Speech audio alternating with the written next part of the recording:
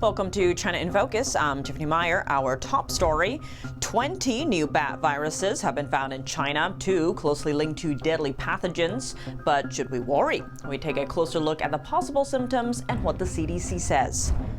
President Trump saying a breakthrough trade deal with China is underway, but details are still coming in. What do both sides really want? We break it down. Remember a few months ago, the press was saying, do you really have anybody of any interest? Well, we just signed with China yesterday, right? Just signed with China. As the U.S. seals a new China trade deal, GE Appliances is committing $500 million to bring manufacturing jobs back home.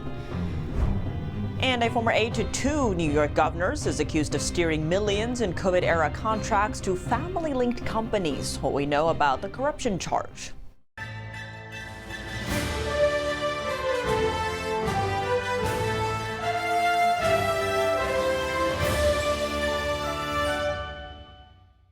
Scientists just discovered 20 new bat viruses in southern China. 2 of them are linked to deadly viruses that can cause serious illness in people.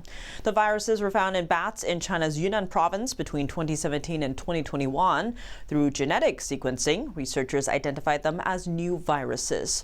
Researchers worry they could spread to livestock or even humans. The U.S. CDC says there's no immediate threat to the public, but experts are keeping a close eye. Bats from 10 different species were tested. Scientists use advanced genetic tools to identify new pathogens. 2 of the viruses are closely related to deadly Nipah and Hendra viruses, which have caused deadly outbreaks in humans and animals. The CDC says if these viruses were to infect people, possible symptoms could include fever, headache, muscle aches, sore throat, cough, and fatigue. In serious cases, people might develop shortness of breath, confusion, dizziness, seizures, or even swelling of the brain. Experts are worried these viruses could jump to humans or farm animals. Because the viruses were found in bat kidneys, they might be present in bat urine. This means people or animals could catch the virus from contaminated fruit or water. So far, the CDC says no one has been infected by these new viruses, but there are also no approved treatments or vaccines available yet. For now, experts say they are closely monitoring the situation to keep the public safe. We'll keep you posted on the latest developments. President Trump confirmed a new trade agreement with Beijing. Trump made the announcement Thursday without giving further details. He told reporters the U.S. was starting to open up China, saying it was something that, quote, never really could have happened. Let's zoom in. We just signed with China yesterday, right? Just signed with China. We have everybody. We're not going to make deals with everybody. Some we're just going to send them a letter, say, thank you very much. You're going to pay 25, 35, 45%. That's the easy way to do it. And my people don't want to do it that way. They want to do some of it, but they want to make more deals than I would do. But we're having some great deals. We have one coming up, maybe with India, very big one, where we're going to open up India. In the China deal, we're starting to open up China, things that never really could have happened. And the relationship with every country has been very good. In the meantime, Beijing says it will approve exports of controlled items to the United States. A Chinese spokesperson said the U.S. will lift a series of restrictive measures imposed on China. U.S. and Chinese commerce officials agreed on a trade agreement framework in London earlier this month. The spokesperson said the ministry was responding to a journalist's question about accelerating rare earth exports to the U.S. The ministry's response did not explicitly mention rare earths. The White House didn't immediately respond to a request for comment. Big news for Kentucky and for U.S. manufacturing. GE Appliances is making a nearly $500 million investment in its Louisville plant, shifting some washing machine production from China back to the U.S. The announcement comes just as the U.S. signs a new trade agreement with Beijing. Here's more on that.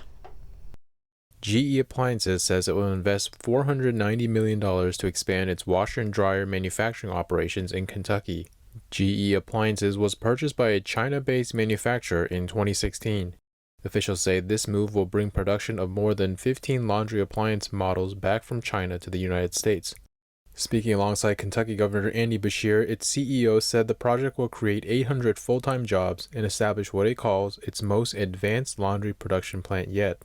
We're making this $490 million investment that will reshape the future of laundry and position GE Appliances to become the largest manufacturer in America. The reshoring effort is part of a broader trend. According to GE, it aligns with the current economic and policy environment, as U.S. tariffs on Chinese goods continue to rise under the Trump administration. Governor Beshear said Thursday the announcement solidifies Louisville, Kentucky as the global headquarters of GE Appliances. GE Appliance products are just as Kentucky as our bourbon, and we hope it will be seen that way all over the world. GE says production will move into Building 2 of the 900-acre appliance park.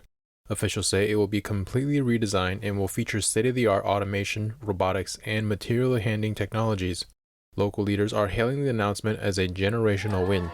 Mayor Craig Greenberg called the expansion a huge deal that will secure GE Appliances' growth for the next generation. GE says the investment is part of a broader $3.5 billion commitment it's made in the U.S. since Haier acquired the company in 2016. The announcement from GE Appliances comes amid significant developments in U.S.-China trade negotiations, though it's not clear if the two are connected. A former aide to New York Governor Kathy Hochul and former Governor Andrew Cuomo is facing new federal fraud charges. Linda's son was already accused of acting as an unregistered agent for the Chinese regime. Let's take a closer look. The new indictment alleges Son and her husband steered millions in COVID-era state contracts to companies tied to her family while serving as a diversity officer under Governor Cuomo. Prosecutors say she added 2 China-linked companies to a list of recommended vendors, one run by her second cousin, the other by her husband. They also say she altered an email from a Chinese official to boost her cousin's surgical mask business. Between March and June 2020, New York wired nearly $45 million to those companies. Son and her husband allegedly pocketed more than $2 million in kickbacks. Son's lawyer said she will vigorously contest the allegations. Linda's son served as top aide to New York Governor Kathy Hochul, overseeing Asian affairs. U.S. authorities say she acted to advance Beijing's interests while serving as a state official. This included sharing details of internal COVID-19 meetings with Chinese diplomats and blocking Taiwanese officials from meeting 2 New York governors. Son also attended multiple meetings hosted by China's spy agency and other state entities. The U.S. Operation Midnight Hammer, aimed at denuclearizing Iran, has sent ripples across the geopolitical landscape. What does Beijing's reaction tell us about the limit of its power projection? NTD's Carrie Dunn spoke with Colonel Grant Newsham, a senior fellow at the Center for Security Policy, for insight. Thanks for joining us this morning, Colonel Newsham. How did Beijing initially respond to Israel's surprise strike, and then how did it evolve as the U.S. entered into the fray and neutralized the 3 nuclear facilities? Well, from fairly early on, the Chinese blamed Israel for all the trouble, and they would make calls for de-escalation, for ceasefire, etc. But you see, their response has been something very typical, which is when they're presented with a big surprise, they don't quite know how to respond. So it has been a lot of platitudinous statements, as I said, condemning Israel, calling for a ceasefire, and they haven't really insinuated themselves into the activities in the Middle East, partly because I think they don't have much influence, they don't have much credibility, and they don't have too many sticks to wield unless it's on Iran. And you could tell Iran, look, we're not going to buy any of your oil, and China buys 90% of it. But I don't think they're willing to do that. So you're seeing the real limits on Chinese power projection capability, but particularly their influence. And even now, their activity, it looks like somebody who's on their back foot, making statements, trying to sort of bring your allies together here, such as they are, but they don't really have a very obvious thought-out strategy or plan for dealing with this, and that's not surprising, given the way the Chinese communist regime operates. Do you think U.S. backing of Israel against Iran has any deterrence capabilities or qualities in the way that the Asia-Pacific theater is arranged, with Beijing bullying some of its neighbors? Well, I think it does. There was always a sense in some quarters, and I think in China as well, that while America was Israel's ally, that there were such limits on it. And there was a point at which the Americans would not go and really wouldn't back Israel in a serious fight. Well, this recent event involving the B-2s and the strikes on the nuclear facilities really suggests otherwise. So what you saw on display was a display of capability, the U.S. military's sort of ability to do things that are often pretty good, and also the will. This administration had the will to stick its neck out and get in with Israel in these specific attacks. And those are two things that apply to any theater, not just to the Middle East. And China must wonder, is this a different America than we were thinking about? Because you hear it said by the Chinese for a long time, America's on the decline, we're on the rise. And well, B2's pulling off this operation suggests America may not be finished just yet. And China should have some second thoughts about this. Yeah, to explore that a step deeper, in yesterday's press briefing, as we just showed, General Dan Kane described a 15-year effort. They studied every detail of the Fordo nuclear facility. Does the U.S. do the same kind of detailed monitoring of China's military sites? I think we probably do. One has always hoped that as things go on, that America has some really smart guys in some hidden offices somewhere who are coming up with things that will surprise us. And you've seen this every time we get into a fight, suddenly the Americans pull out something that nobody's seen before and that is ahead of everyone else. And I think that this is not the only operation like this that we have going. It'd be premature to write off the Americans as the Chinese were starting to do, and as some other countries have as well. And as noted, it's not just the Chinese who see what we've got, but it's allies and other adversaries who think maybe they've underestimated the Americans. There's, of course, the possibility they think, well, this administration is just a one-off, and if we wait them out, we'll get someone like previous administrations, other than Trump one, that generally are not willing to stick their necks out too far. A lot to look out for. Appreciate your insights this morning. Colonel Grant Newsham, thanks so much. Have a great weekend. Well, thank you. Glad to be here. Coming up, the U.S. is restricting visas for relatives of foreign drug traffickers, the latest on efforts to stop deadly fentanyl from entering the country. Every single visa decision is a national security decision. New intel coming out of Europe. Czech authorities say Chinese diplomats and agents plotted a staged car crash targeting Taiwan's vice president last year, raising serious security concerns. And more Americans are making their own obesity medicines using cheap ingredients they believe come from China. We take a closer look at this risky and growing trend. That and more in just a minute here on China in Focus. Welcome back to China in Focus. I'm Tiffany Meyer. Secretary of State Marco Rubio announced new visa restrictions targeting fentanyl trafficking into the U.S. Most fentanyl precursors come from China. NTD's Washington correspondent Jack Bradley reports from the State Department.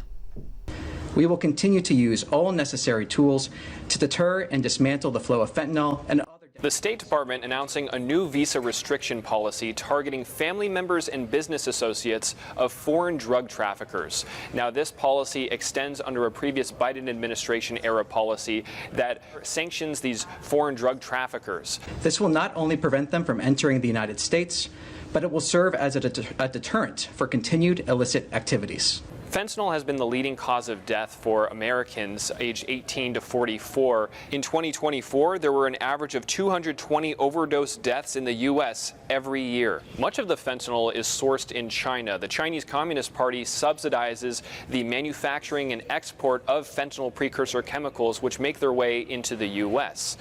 In the wake of the visa restrictions, the administration's move to block Harvard from admitting foreign students. Harvard has a known record of training CCP officials at their Harvard Kennedy School. There's also student groups in the U.S. across the U.S. universities system with ties to the Chinese Communist Party that pressure Chinese students and dissidents in the U.S. I'm wondering if the department has concerns about the Chinese student associations in the U.S. given their ties to the Chinese consulates, and they have been described as a tool to extend Chinese influence. Every single visa decision is a national security decision, no matter who you are applying for a visa. And on to the Middle East. Though there's a ceasefire between Israel and Iran, things are still tense in the Gaza Strip, with Hamas hostilities still attempting to prevent the Gaza residents from obtaining humanitarian aid. But the State Department announcing $30 million to the Gaza Humanitarian Foundation in order to give meals and aid to the residents of Gaza, as they've been proven to successfully do that without being looted by Hamas. Over the past few months, they've already distributed over 46 million meals to Gaza's residents. Now the U.S. is calling for more countries to step up and provide aid to the residents of Gaza. On July 1st, Secretary of State Marco Rubio will meet with the Quad leaders to establish stronger ties in the face of an increasing aggressive Chinese Communist Party in the Indo-Pacific region. And next week's summit builds on that momentum to advance a free, open, and secure Indo-Pacific. And on Friday, here at the State Department, there will be a peace agreement signing between the governments of Rwanda and the Congo in order to open up economic stability for the region. Reporting from the State Department, Jack Bradley, NTD News. Tensions are rising as Beijing steps up its aggressive moves, not just in the Indo-Pacific, but also in Europe. On Friday, Czech officials confirmed that Taiwan's vice president faced a real security threat during her visit last year. The new details raise serious concerns about regional safety. Czech military intelligence says Chinese diplomats and secret agents plotted a staged car crash targeting Taiwan's vice president, Xiaobi Kim, back in March, just after she was elected. The agency says the plan involved a Chinese diplomat who even ran a red light while following her. Czech officials are calling it an unprecedented provocation on European soil, noting the plan, quote, did not go beyond the preparation stage. Taiwan's leaders condemned the alleged plot, accusing China of violating international rules and threatening global security. Regarding this situation, Taiwan's security agencies have a complete grasp on the situation back then. Of course, we want to thank the Czech authorities again for assisting in protecting and safeguarding the vice president while she was visiting. The Inter-Parliamentary Alliance on China, a global group of lawmakers from over 30 countries, called a planned plot, if successful, an act of state terrorism. China's foreign ministry denies any wrongdoing and instead blamed what it calls Taiwan independence forces. It's a term Beijing often uses for Taiwan's president and vice president, both democratically elected. At the same time, China is stepping up its messaging and military posture. This week, top Chinese diplomat Wang Yi told EU ambassadors that Beijing is determined to take Taiwan, despite growing global concern. And in the Western Pacific, China deployed both its aircraft carriers, the Liaoning and Shandong, simultaneously. Both ships moved past the first island chain and into the second island chain, marking a major show of force. Faced with high prices, many Americans are turning to the gray market for obesity medicines, buying cheap ingredients they believe come from China. Here's more. And I inject that and I'm done. This is a do-it-yourself obesity medicine that Amy Spencer is mixing. Each week, the mother of two injects herself with weight loss drugs, two of which are in clinical trials and not yet approved for sale by the U.S. Food and Drug Administration. Spencer is not part of any drug trial, but mixes the cocktails herself using minute doses that she believes are safe. The total cost comes to about $50 monthly, as little as 1/10 of what she would expect to pay their makers for full treatment. I found there are several peptide message boards on Reddit, and I started looking at those, and that's where I found the gray market. And when I got on there and saw the price difference, it was pretty crazy. A fast-growing group of Americans, like Spencer, are turning to this gray market for obesity medicines, buying cheap, active ingredients they believe are from China. Buyers import small quantities, often described as research materials, to sidestep regulatory scrutiny, using platforms like Reddit for guidance. It's like the Wild West because you can get a lot of different peptides right now. And I'm sure there's tons more, but there's nobody checking you.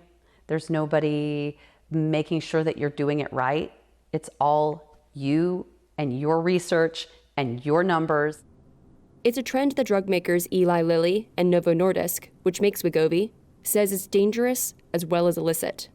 But buyers say the gray market has emerged where regulatory and healthcare bodies have failed. The community says its actions underscore critical gaps in the U.S. healthcare system, saying essential medicines are inaccessible and unaffordable. Get your peptide calculator. Spencer stores the drugs in her fridge and makes them in the kitchen, carefully measuring, rolling, and drawing the liquid into a syringe before injecting it into her thigh or belly. She has lost 24 pounds. Spencer is not regularly monitored by a healthcare provider, but says her treatment has led to a life-changing reduction in weight, joint pain, and blood pressure.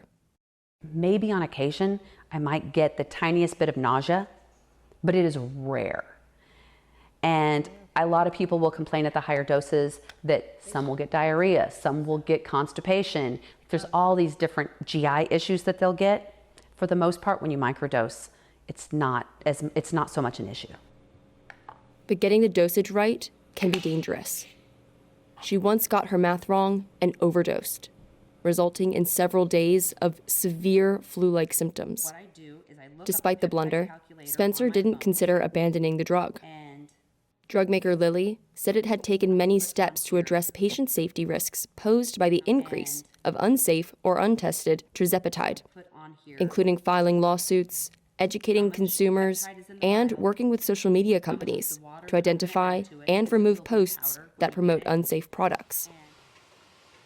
Novo also said it continues to take action against entities that violate laws and put patient safety at risk.